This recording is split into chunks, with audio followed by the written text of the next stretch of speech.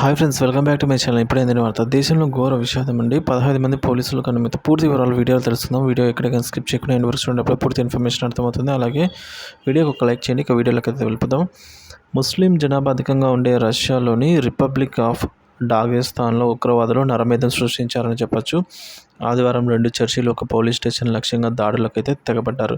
ఈ భీకర దాడుల్లో 15 మందికి పైగా ప్రాణాలు కోల్పోయారు. మృతుల్లో పోలీసులు, పౌరులు, ఒక మత గురువు కూడా ఉన్నారు.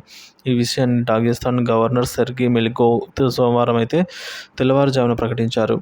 ఈ మేరకు వీడియో విడుదల చేశారు. ముష్కర్లో 2 నగరాల్లోని 2 ప్రధాన చర్చిలు, ఒక ప్రార్థనా మందిరం, ఒక పోలీస్ పోస్టుపై కాల్పులకు తెగబడ్డారని రష్యా భద్రతా అధికారులు వివరించారు.